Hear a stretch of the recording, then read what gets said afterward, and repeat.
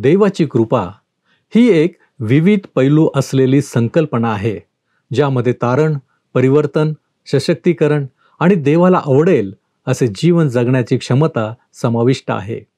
काय आपणास देवाची कृपा प्राप्त झाली आहे? उपासना उपासना उपासना उपासना प्रभुजी करो उपासना प्रभुजी करो उपासना उपासना उपासना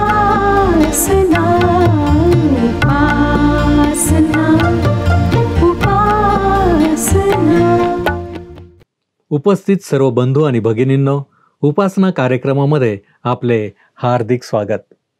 प्रियांनो, इफिस्करास पत्राच्या शेवटच्या भागामध्ये आपण आहोत. मागील कार्यक्रमात आपण देवाची शस्त्रसामुग्री याविषयी पाहत होतो. आजच्या अध्ययनात आपण उर्वरित शस्त्रसामुग्री पाहणार आहोत. तसेच आमच्या जीवनात पवित्र आत्म्याद्वारे भरलेल्या प्रार्थनांचे महत्त्व पाहणार आहोत.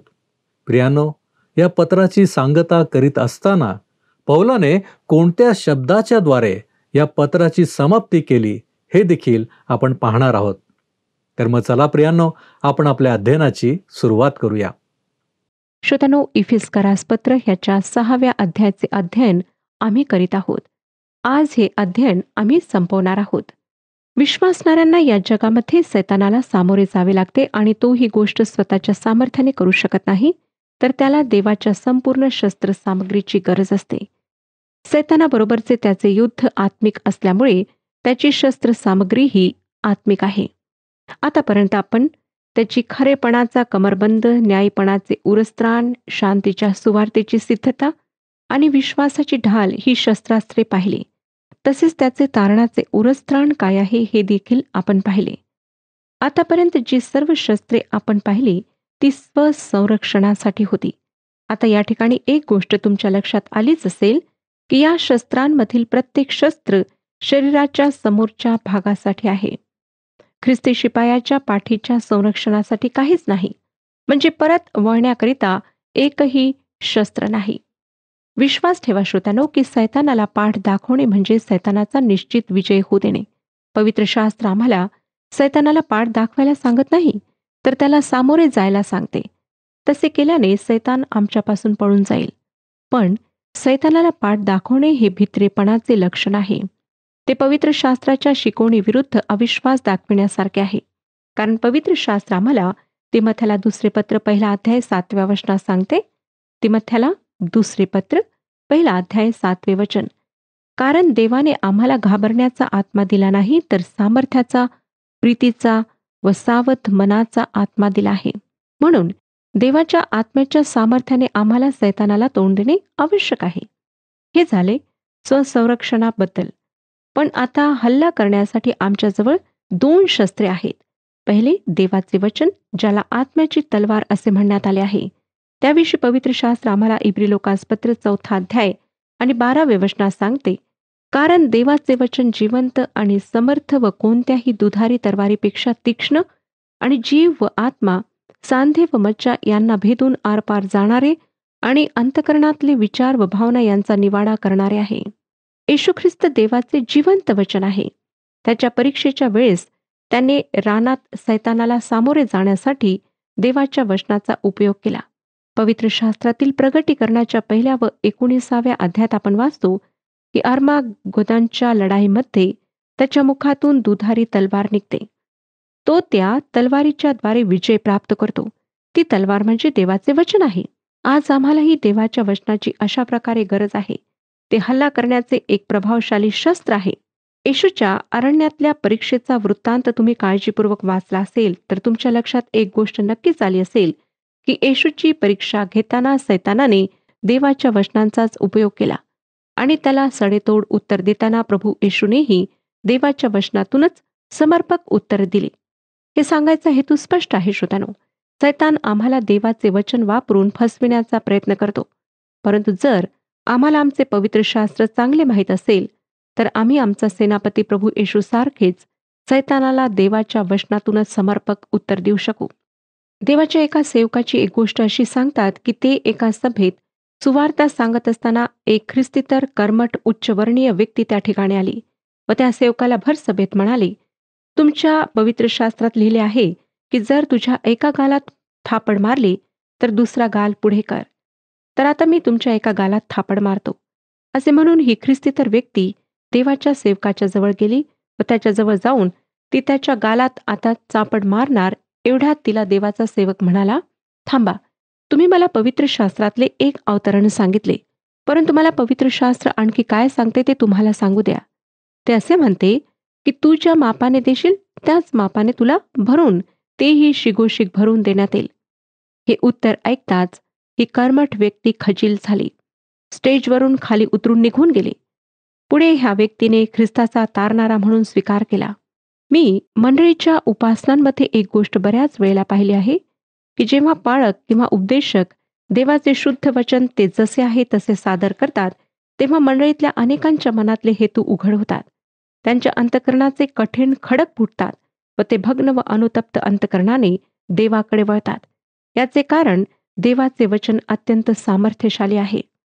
ते आम्हाला इर्मियाचे पुस्तक 23 अध्याय 29 वचनात सांगते, यहोवा म्हणतो, माझे वचन अग्नीसारखे अथवा जो घण खडक फोडून त्याचे तुकडे तुकडे करतो त्यासारखे नाही काय? देवाचे वचन युगानुयुग टिकणारे, कधी न बदलणारे व देवाने सांगितलेले कार्य पूर्णत्वास नेणारे एक अत्यंत प्रभावशाली शस्त्र आहे. आणि माझा स्वतःचा विश्वास व अनुभव आहे की या आत्म्याच्या तरवारीने आम्ही सैतानाविरुद्ध नक्कीच विजय प्राप्त करू शकतो. हल्ला करण्याचे दुसरे साधन आहे प्रार्थना.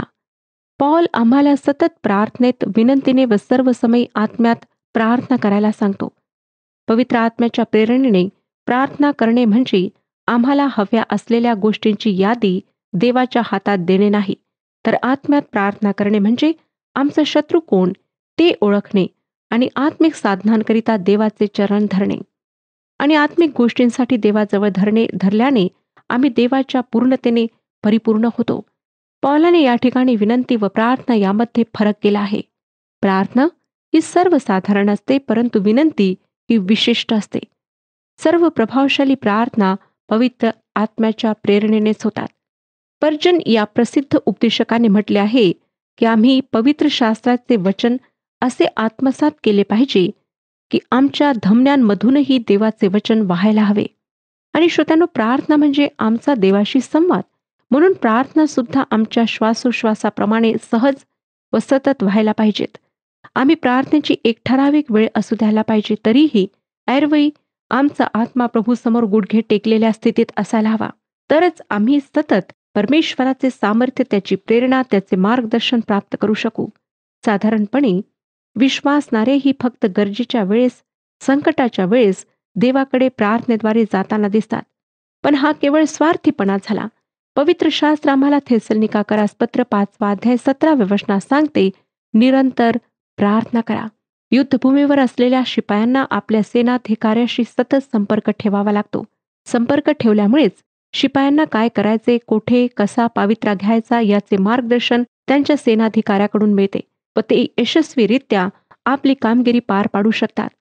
पण हा संपर्क जर तुटला तर सेनाधिकाऱ्याकडून येणारे मार्गदर्शन, साह्यासाठी कुमक, अन्नसामुग्री या सर्वच गोष्टी तेथून येणे बंद होते व अशा दिशाहीन शिपायांना शत्रूच्या हाती सापडण्याचा धोका असतो. तसेच विश्वासणाऱ्यांसाठी प्रार्थनेचे महत्त्व आहे. आम्ही प्रार्थना व विनवण्यांद्वारे परमेश्वराजवळ जातो व तो आम्हाला सामर्थ्य पुरवतो. प्रार्थनेविषयी एक महत्त्वाची गोष्ट मला आपणाला सांगू द्या. आपल्या प्रार्थना पवित्र वचनांनी युक्त अशा असू द्या. आणि जेव्हा तुम्ही प्रार्थना करता तेव्हा त्या एकाग्र चित्ताने, जगाच्या, स्वतःच्या, सैतानाच्या कोणत्याही आवाजाकडे लक्ष न देता करायला हव्यात. प्रार्थना करताना देवाची मधुर मंद वाणी आम्ही ऐकायला हवी. देवाने आमच्याशी बोलावी यासाठी देवालाही तुमच्याशी बोलण्याची संधी द्या.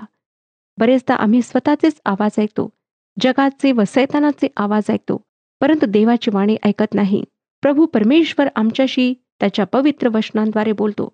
जेव्हा आम्ही पवित्र शास्त्र वाचतो तेव्हा त्यातील वचने आमच्या स्मृतीपटलावर नोंदल्या जातात. आणि जेव्हा आम्ही देवाची इच्छा जाणण्यासाठी प्रार्थनेच्याद्वारे देवाजवळ जातो, तेव्हा पवित्र आत्मा आम्हाला देवाच्या समर्पक वचनांची आठवण करून देतो. अशा प्रकारे प्रार्थनेमध्ये परमेश्वर आमचे मार्गदर्शन करतो व विश्वासाने ते मार्गदर्शन स्वीकारल्याने सैतानाला सामोरे जाणे आम्हाला अवघड जात नाही. श्रोत्यानो, आम्हाला पवित्र आत्म्याने भरलेले असे व्हायला हवे. आम्ही पवित्र आत्म्याला आमचे पवित्रीकरण, शुद्धीकरण करू द्यायला हवे. तरच आमच्या हातांना वचनांची तलवार नीट चालवता येईल. नाहीतर ती आमच्यासाठी बोजड होईल व शेवटी सैतानाला आमच्यावर विजय प्राप्त होईल. पवित्र आत्म्याने भरून केलेल्या प्रार्थना याच प्रकारे कार्य करण्यास प्रभावी ठरतात. कारण आत्म्याद्वारे केलेल्या प्रार्थना दैहिक स्वभावानुसार नसतात. त्या आमच्या आत्मिक जीवनाला बळकटी आणणाऱ्या असतात. व जेव्हा आम्ही देवाच्या आत्म्याद्वारे अंतर्यामी बलसंपन्न होतो, तेव्हा आम्हाला या सर्व शस्त्र सामग्रीचा उत्तम रीतीने स्वतःच्या संरक्षणासाठी उपयोग करता येतो. प्रत्येक विश्वासणारा ख्रिस्ताचा एक शिपाई आहे आणि विश्वासणाऱ्यांसमोर ख्रिस्ताचा एक चांगला शिपाई पॉल याचे उदाहरण आहे. इफिस्करास पत्र 6 अध्याय 19 आणि 20 वचनांमध्ये तो म्हणतो, माझ्यासाठी ही विनवणी करा की ज्या सुवार्तेपायी बेड्या पडलेला मी वकील आहे, तिचे रहस्य उघडपणे कळविण्यासाठी मी तोंड उघडीन, तेव्हा मला शब्द सुचावे, ह्यासाठी की जसे बोलावयास हवे तसे मला उघडपणे बोलता यावे. श्रोत्यानो, पॉल या वचनात त्याच्याकरिता प्रार्थना केल्या जावी अशी विनंती करीत आहे. या पत्राच्या शेवटी तो त्याच्या वैयक्तिक जीवनाविषयी काहीसे लिहितो. तो रोममध्ये बंदिवासात होता आणि त्याच्या शरीरात काही दुखणे असल्यामुळे तो वेदनाही भोगत होता. तरीही तो या शारीरिक आपदांविषयी प्रार्थना करण्याची विनंती करीत नाही, तर सुवार्तेचे गुज त्याला धैर्याने सांगता यावे यासाठी तो प्रार्थना विनंती करीत आहे. तो म्हणतो की सुवार्तेचे गुज कळविण्यासाठी. सुवार्ता हे जुन्या करारात प्रगट न केलेले व आता प्रगट असलेले गुज आहे. नवीन करार आम्हाला सांगतो की ख्रिस्त सर्वांच्या पापांकरिता मरण पावला, त्याला पुरण्यात आले, तो तिसऱ्या दिवशी पुन्हा उठला. ही सुवार्ता आहे व पॉल तिची घोषणा करीत होता. तो पुढे म्हणतो की मी बेडीत पडलेला वकील आहे. पौलाने नुकतेच आत्मिक युद्धाविषयी लिहिले आणि आपण वाचतो की हे लिहित असताना तो देखील शत्रूच्या हल्ल्याचा अनुभव घेत होता. तो ख्रिस्ताचा वकील, त्याच्या सुवार्तेचा वकील आहे असे त्याला म्हणावयाचे आहे. पुढे तो प्रशस्तपणे बोलता यावे किंवा उघडपणे बोलता यावे अशी इच्छा करतो. पौलाची इच्छा आहे की इफिस्करांनी त्याच्याकरिता परमेश्वराजवळ धैर्य मागावे. आम्हालाही याच प्रार्थनेची गरज आहे. आम्हाला देवाचे वचन गाजविण्यासाठी धैर्याची गरज आहे.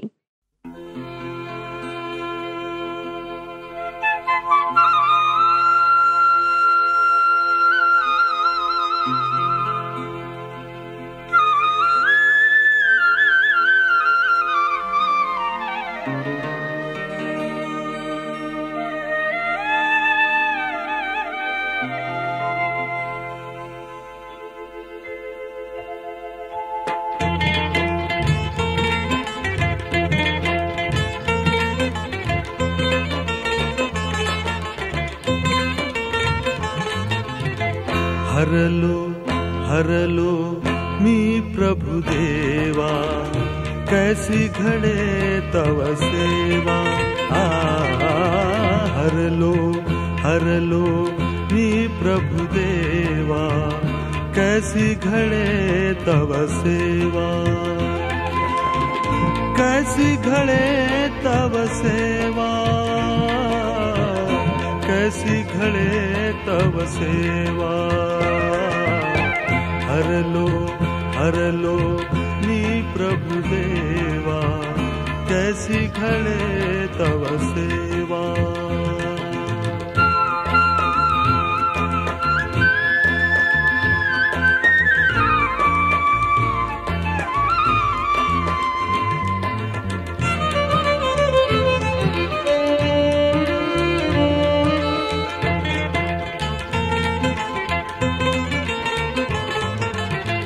पापामध्ये मन लोळे, झाल्यावरती उघडती डोळे.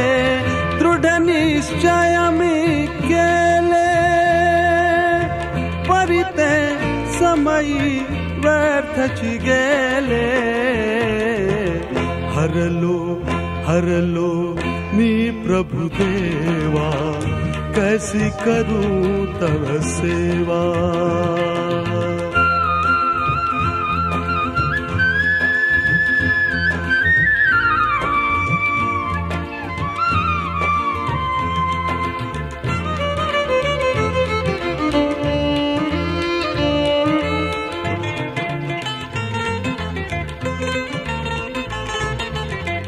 तोची विवेक काटा करिता बोध कुटे मज फाटा देवळी नेत्र उघळती।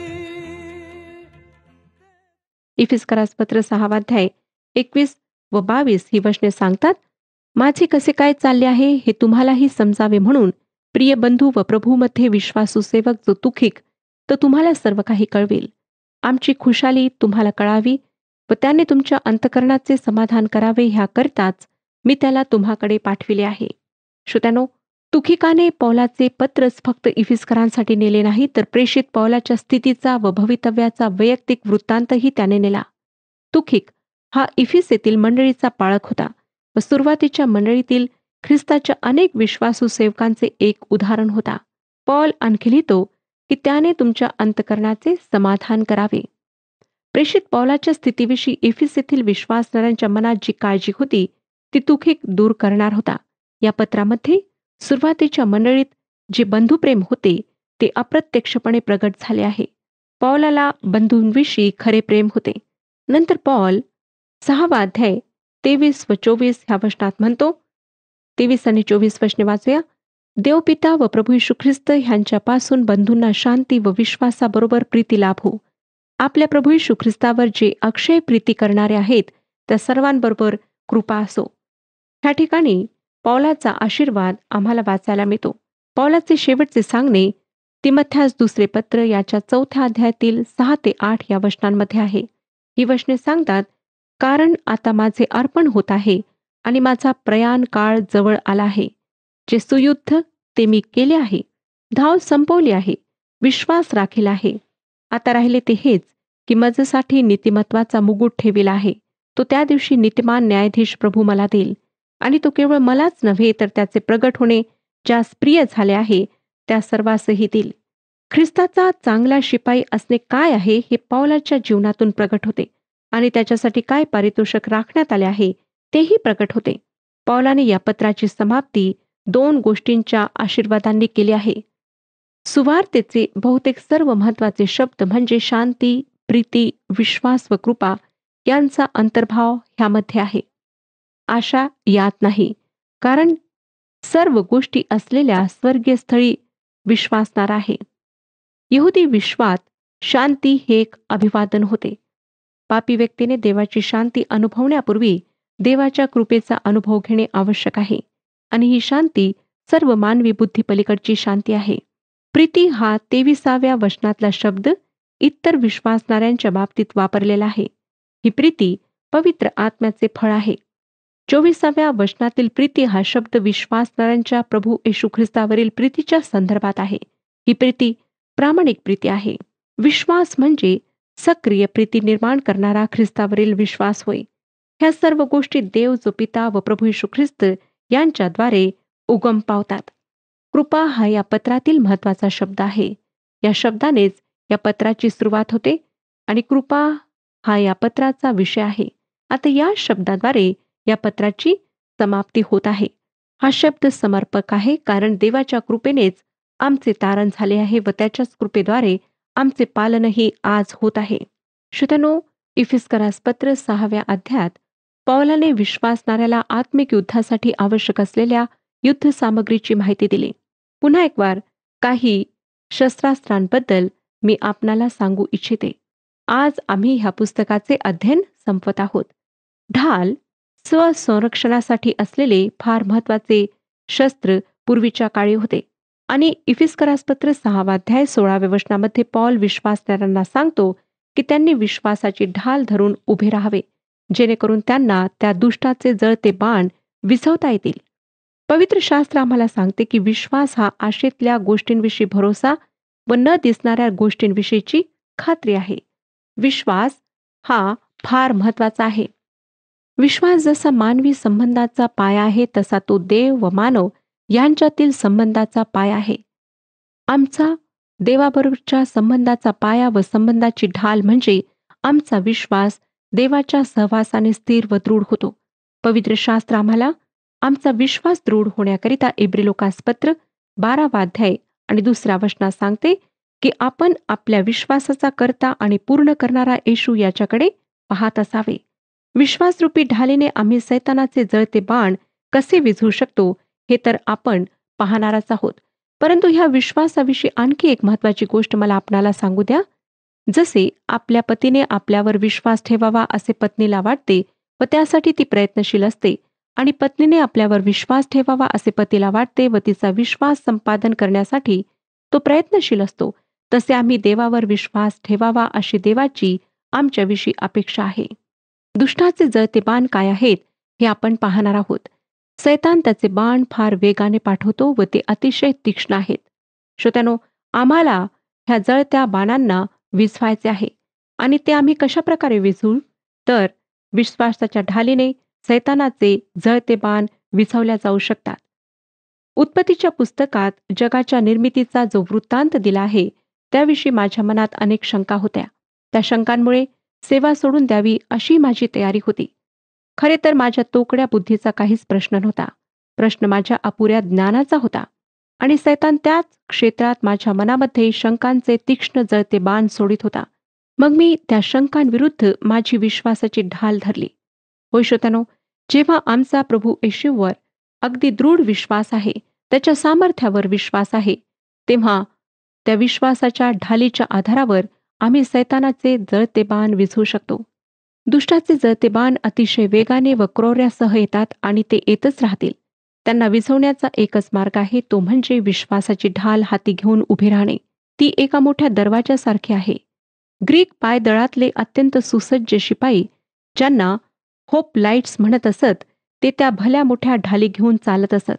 त्या ढाली स्वतःसमोर धरत असत व शत्रू सैन्य त्यांच्यावर शस्त्रांचा मारा करीत असताना त्या ढालींच्या मागे ते सुरक्षित उभे राहत. शत्रूचा दारुगोळा किंवा शस्त्रे संपली की ते पुढे कूच करीत व त्यांना स्वतःच्या विजयाची खात्री असे. दुष्टाच्या जळत्या बाणापासून स्वतःचे संरक्षण करण्यास विश्वास हाच एक मार्ग आहे. सैतान तुमच्या देवाविषयीच्या कल्पनांबद्दल तुमच्या मनात आशंका निर्माण करेल. देव जो चांगला आहे, साक्षात प्रीती आहे, सर्व सामर्थ्यशाली आहे, दयाळू व कनवाळू व मंद क्रोध आहे, या त्याच्या गुणवैशिष्ट्यांविषयी जर तुमच्या मनात चुकीच्या कल्पना असतील तर नेमक्या त्याच क्षेत्रात सैतान जळते बाण पाठवेल व तुम्हाला देवापासून दूर करण्याचा प्रयत्न करेल. म्हणून तुम्हाला देवाविषयी योग्य माहिती असण्याची गरज आहे. तुम्ही त्याला जवळून ओळखण्याची गरज आहे. त्याला त्याच्या मार्गांना समजून घेण्याची गरज आहे आणि या सर्व गोष्टींकरिता देवाचे वचन नियमितपणे वाचणे, प्रार्थनेद्वारे त्याच्या जवळ जाणे हे अगत्याचे आहे. पॉल आम्हाला तारणाचे शिरस्त्राण घालायला लावतो. शिरस्त्राणाने डोक्याचे संरक्षण होते आणि परमेश्वर माणसाच्या बुद्धीला आव्हान करतो. परमेश्वर केवळ तुमच्या हृदयाला आव्हान करीत नाही तर बुद्धीलाही आव्हान करतो. संपूर्ण पवित्र शास्त्रामध्ये परमेश्वर मानवाशी बुद्धिवाद करून त्याच्याशी बोलतो. तो यशायाच्या पुस्तकामध्ये म्हणतो, चला या आपण बुद्धिवाद करू. तुमची पातके लाखेसारखी लाल असली तरी ती बर्फासारखी पांढरी होतील. ती किरमिजासारखी तांबडी असली तरी लोकरीसारखी निघतील. तसेच पवित्र शास्त्र प्रेषितांच्या कृत्यांमध्ये सांगते, तेव्हा धार्मिकता, इंद्रिय दमन व भावी न्याय याविषयी तो भाषण करीत असता फेलिक्साने भयभीत होऊन म्हटले, आता तू जा, संधी सापडली म्हणजे तुला बोलवीन. पौलाने फेलिक्सशी बुद्धिवाद केला. त्याने त्याच्या बुद्धीला आणि हृदयाला आव्हान केले. रोमकरासपत्र 10 अध्याय आणि 17 वचनात पौल सांगतो, याप्रमाणे विश्वास वार्तेने व वार्ता ख्रिस्ताच्या वचनाने होते. पौलाने दुसऱ्या एका पत्रात यात शिरस्त्राणाचा तारणाच्या संदर्भात उल्लेख केला आहे. तो म्हणतो, परंतु जे आपण दिवसाचे आहोत त्या आपण सावध असावे. विश्वास व प्रीती हे उरस्त्राण व तारणाची आशा हे शिरस्त्राण घालावे. मानवाच्या हृदया इतकेच त्याचे मस्तक महत्वाचे आहे आणि त्याचे संरक्षण होणेही गरजेचे आहे. जर सैतानाने आमच्या मस्तकाचाच ताबा घेतला, म्हणजे आमच्या बुद्धीचा ताबा घेतला, तर आमचे संपूर्ण शरीर व हृदय सैतानाच्याच इशाऱ्यावर चालते व संपूर्ण जीवनाचा नाश तर होतोच, परंतु आत्म्याचा सार्वकालिक नरकात नाश होतो. देवाने दिलेल्या तारणाचे शिरस्त्राण मात्र आमच्या बुद्धीचे सैतानापासून संरक्षण करते. कारण श्रोत्यानो, ज्या वेळेस आम्ही आमची पातके ख्रिस्ताजवळ कबूल करून त्याला आपला तारणारा म्हणून स्वीकारतो, त्यावेळेस आमचे नाव देवाच्या जीवनी पुस्तकात लिहिले जाते व आमच्यावर पवित्र आत्म्याचा शिक्का मारला जातो. आमच्या आत्म्याला सार्वकालिक सुरक्षितता प्राप्त होते. अजूनही तुम्ही हे तारणाचे शिरस्त्राण घातले नसेल तर पवित्र शास्त्र सांगते की आजच नेमून दिलेली वेळ आहे. आजच तारणाचा दिवस आहे. तुमच्या आत्मिक सुरक्षिततेकरिता तुम्हाला येशूद्वारे असलेल्या तारणाची नितांत गरज आहे. होऊ शकतं श्रोत्यानो की तुम्ही कुठल्या एका विषयामध्ये दुर्बळ आहात, कमजोर आहात. तुम्ही प्रार्थना करीत असाल परंतु परमेश्वराचं वचन वाचत नसाल तर तुम्ही नक्कीच आत्मिक रूपाने दुर्बळ व्हाल. म्हणून आपल्या आत्मिक जीवनाची काळजी घ्या. प्रभू येशूला जर आपले जीवन आपण समर्पित केलेले नाही तर आज वेळ आहे की आपण त्याला आपले जीवन द्यावे आणि आपल्या आत्मिक जीवनामध्ये उन्नती करावी. प्रभू परमेश्वर आपणा सर्वांस आशीर्वाद देव.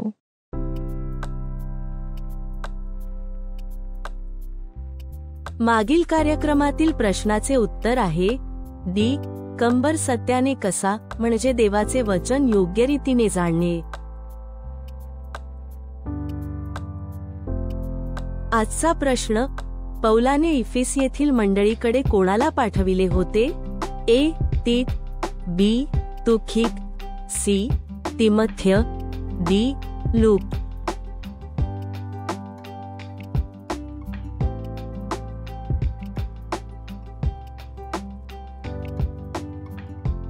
प्रियांनो, या प्रश्नाचे उत्तर उद्या सकाळी 6 वाजण्याच्या आधी पर्याय ए, बी, सी किंवा डी लिहून आपले नाव, पत्ता आणि ठिकाण यासोबत मोबाईल नंबर 7021474742 वर SMS किंवा व्हॉट्सॲप करा.